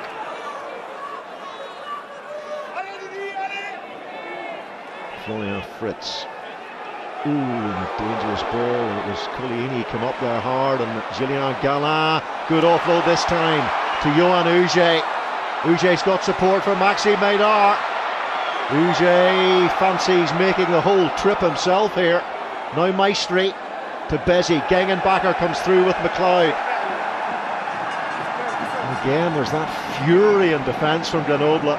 Look at the work rate. Unbelievable to get back into the scramble defence. Has been something we didn't see last week against Clermont, but great work from every single player here. We're conceding 11 tries in the last 2 games, Grenoble, but keeping Toulouse at the moment to zip on the try scoring front. Here's Luke McAllister. And now Clerc, and here is the try. They have created the overlap against the 14 men, and Florian Fritz scores the try, but is it too late for the Rouge et Noir? Yeah, you've got to give credit to them. They've really worked that well, from deep in their half. Brilliant offloading. It's worked for them for the first time after 68 minutes, but here they are, very important kick as well from Toby Floyd coming up. Great work from Rouge. This is what he can do. We just haven't seen enough of it. But eventually they outflanked them. They've got the extra number and they made it count. Classic Toulouse in many ways at the end there. Those little offloads in the tight confines, and then Vincent Clerc, so often the finisher, providing for Florian Fritz. And a poor kick from Toby Flood. It is a windy day, but an excuse there for Toby Flood. He should have been a lot closer to that conversion attempt. But nice hands from Clerc. And remember, they've got Fabien Alexandre in the bin, Grenoble.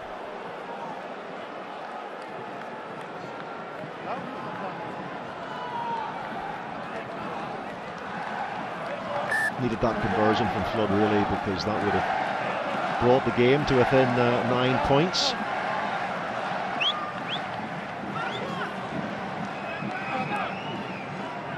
This was the move that started it, and Maka in the outside channel.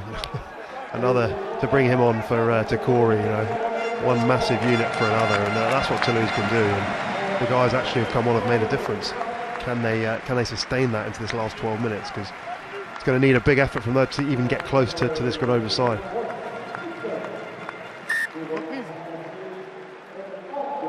Allez, 10. Wisniewski with the restart. So 11 points. It's a pretty huge margin to have to close down in the last 10 minutes of the game, and a sliced clearance, not for the first time. Yeah, you have to say their exit plays have been absolutely horrific. You know, when they've needed to get out of their half, they've needed to get at least 40 metres out. You know, they've either sliced it, they've knocked it on in their 22, they've quick 22s, they've knocked it on again. Just haven't got out of their half and haven't created anything that's put this Grenoble side under pressure when they've needed to. Absolutely horrific. You're not doing any fence sitting today, Hugo. Definitely not. By Toulouse's standards for where they've been, this is really not up to their normal standards. 19 devant. Fringed up the line out. Again, some obstruction in there. 19. Here's Niff and Jonathan Best. The man who was penalised, Ross Skeet, is on for Ben Hand. He's ploughed his way through a mountain of work, Hand in the second row. They've been the real linchpins, if you like, for Grenoble today. The 4 and 5, the 2 lock forwards, Hand and Root. The core of energy, if you like, in this Grenoble side.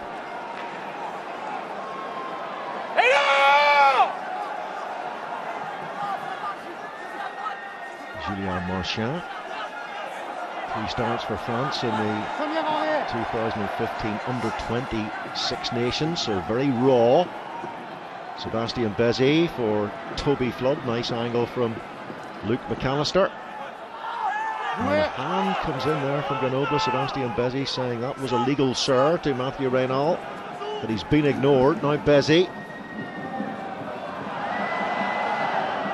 Not forward. Johnson tries to stay on his feet, but it's Root who makes the tackle again, and then Fabien Barcella gets over the ball. Superb defensive work yet again from Grenoble, and away goes Charles McLeod. And Toulouse just managing to get a hand in there, or McLeod could have been away, and it's a penalty against Toulouse for offside. Le contrat, il crée une ligne de hors-jeu pour ses 3 partenaires. Il est devant, ok? I think he's saying that the semi-charge down, the guy that picked it up was in front, so accidental offside, but he could have given a scrum, I guess. But this, you feel, is an opportunity for Wisniewski to close out the match, to get it to 14 points.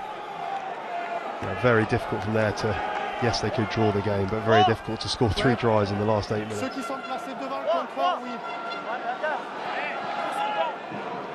Grenoble haven't won at home since February. That was by 2 points against Montpellier. So it's been a long time since they tasted success. At the Stade des Alpes.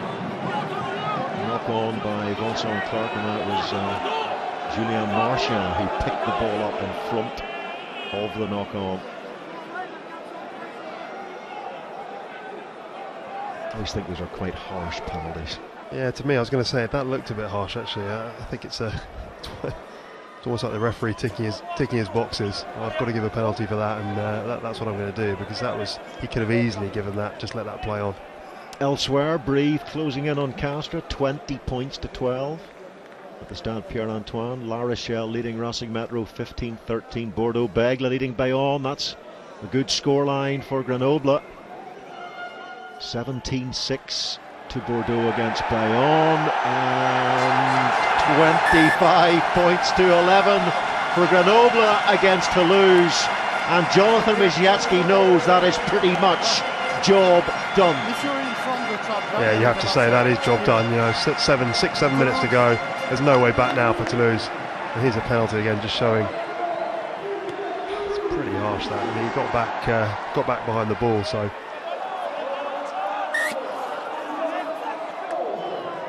Knock forward. Toulouse then, well, they've got to beat Bordeaux-Bègles at home next week, and maybe now a semi-final or a direct route into the semi-final is beyond their reach, with Toulon and Clermont above them. Toulon going to Clermont with their B team apparently tomorrow night. Toulon, their final round of games. They play Oyonnax at home. Clermont go to Montpellier, who could have a lot to play for in that game. Possibly a Champions Cup playoff spot, maybe a slot in the barrage for Montpellier, not out of their reach yet.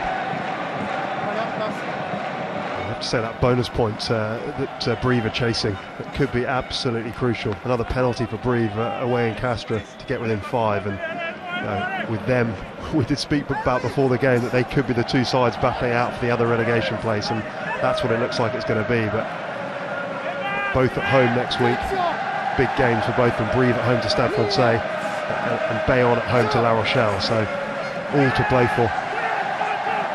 Grenoble will be praying that Bordeaux-Bègles hold on against Bayonne, that's for sure, because that would take Bayonne not quite out of the equation, but make it very difficult for Bayonne to catch Grenoble. Penalty for Toulouse.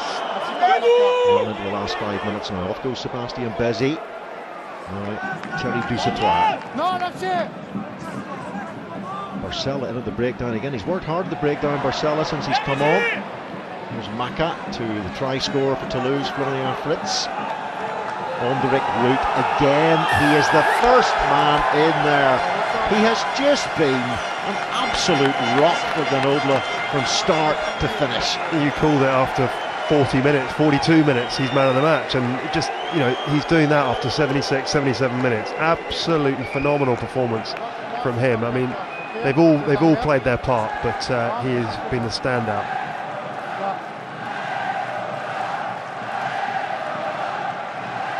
Root and branch, or some awful pun like that. I couldn't think of a better one. Off they go again. Toulouse from deep through Maxime Médard. Johan Uge. He's got himself more into the game in this second half. Again, look how quickly they're latching on at the breakdown, Grenoble. And right in the final 5 minutes of the game, and there's still that integrity in defence and that enthusiasm in defence. Yeah, it just shows where they're at. They have been just outstanding. You know, we've said it a lot, but Harry Nordique there, you can see by the way he took it into contact, he just didn't fancy it. He had 3 guys just closing in on him, and they're all just totally up for it. And here we go, number 3. It's the youngster too. He's only just out of his teens as Loic Jamet is deciding that he can take on Census Johnson. Rather you than me, mate. Yeah, and you have to say he's been brilliant since he came on. He's, you know, they haven't missed Heggie that much, and you know, that's what you think you're going to miss from these experienced players, and that's what Chapman would have been worried about. But to bring someone in like a youngster, you know, like him, such a youngster, but brilliant, real impact since he's come on, even just for 20 minutes. Nordique, I think he's recovered. Nordique won top 14 titles at Biarritz. Biarritz failing to get into the playoffs in the Pro D2. There's some talk of Bayonne and Biarritz amalgamating. Whether that happens or not, we shall see. There have been some protests recently down at the Stade Jean Dauger. I think the main thing is they've got to stay in the top 14, and that at the moment, as of the close of play, as we stand, they could be in the relegation zone. So it's, first and foremost, stay in the top 14, and then we can talk about it. The Basques could be separated, couldn't they, both of them? Just having a little review here. It was Census Johnson who threw the punch towards the face of the young replacement hooker Loic Jamet. Did he connect here? He gets a push, Census, and then the right jab comes out here. Well, it does connect. It's more of a slap stroke punch from Census Johnson. Yeah, I think it's an open hand to the face. I don't think he'll get any sanction for it, but it should be a penalty, which again, that will be game over if he can slot that. You see Jammers cocks his hand here. You see he's ready to go, but nothing actually comes of it, and then he gets one himself. Probably regretting his moment of bravado there. That's what happens when you're 19. Irascible youth. D'accord, ok, donc simple pénalité. Ok. 23. Non, simple pénalité contre vous, ok, parce qu'on ne voit pas point fermé sur le visage. Ok. Good call, Mr. Southwell. Penalty to Grenoble. 3 minutes to go. Wojciechowski just puts the ball into the corner. It's all about the clock now for Grenoble. They don't need any more points. They just got to see this one out and secure the 4 points for themselves. And that will lift them up the table. La Rochelle leading Racing Metro 15-13. La Rochelle on 52 points, and Grenoble would join them on 52. Bleve on 48, losing to Castres 20 points to 12. Bordeaux-Bègles leading Bayonne 17 points to 6. No change in the scorelines from the 2 o'clock kickoffs.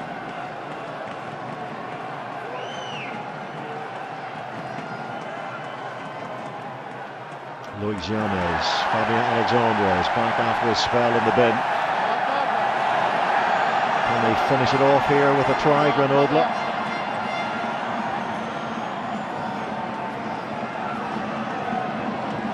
The final home game of the season. Charles McLeod. Wojciechowski, who's going to gather this one? Vincent Clark got his hands to it, but dropping on the ball is Daniel Kilioni. The young Tongan gets the try for Grenoble, and that is that. Grenoble have their 4 points, they have their home win, and that might be top 14 safety. And you have to say, absolutely thoroughly deserved. Brilliant performance all round by Grenoble. Toulouse, in all facets, completely outdone, and this just sums it up. They just did everything right. You know, brilliant chase, 4 guys there every time, and a nice finish there from Kilioni.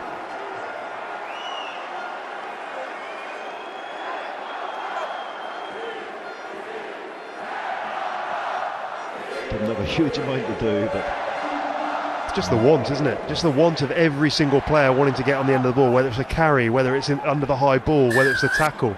Just brilliant effort from every single player and every single player in the squad. Brilliant. Yes, but desire from the first whistle to the last from Grenoble.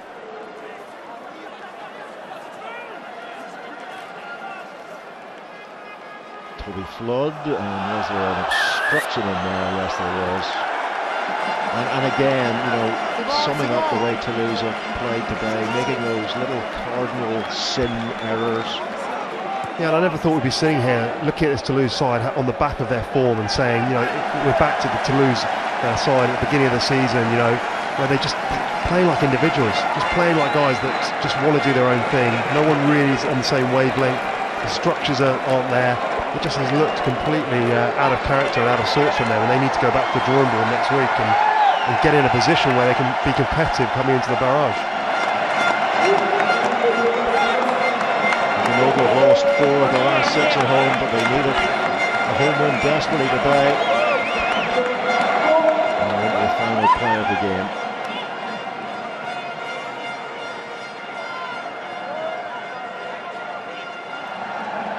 Charles McLeod, Wojciechowski, Rory Grice, Toby Flood makes the tackle. Come on!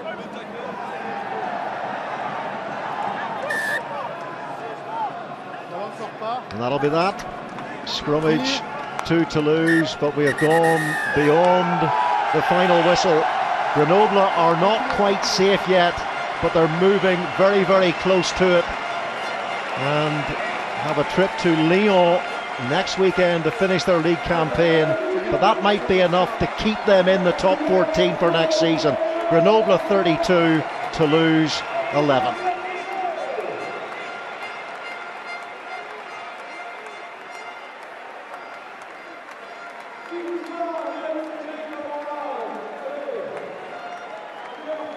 J'aime pas cher le capitaine soulagé ce soir. Ouais, soulagé, je crois que voilà, on a passé 15 jours très compliqués. On n'a pas trop dormi, on a lu beaucoup de choses, entendu beaucoup de choses. Mais ce groupe, il a montré qu'il avait de l'âme, du cœur et du talent. On met 30 points à une équipe de Toulouse qui est certainement la meilleure de la phase retour. Donc voilà, on est encore en vie. Il nous reste un match pour assurer notre maintien, mais c'est bien parti. Voilà, le club était en danger et puis on a vu d'entrée de match cette énorme détermination de la part de votre équipe. Vous l'avez vécu comment l'avant-match et puis ce début de rencontre? Avant le match, on s'est dit voilà, on a certainement beaucoup moins de talent qu'eux, mais si on y met beaucoup plus de cœur, bah, en rugby il peut se passer des belles choses, et là ça récompense toutes les personnes qui sont dans ce stade. Merci beaucoup.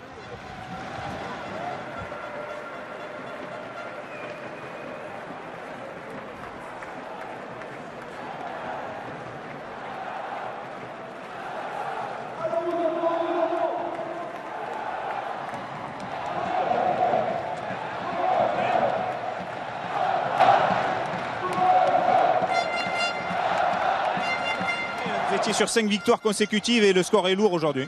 Ah, on est tombé sur une belle équipe grenobloise.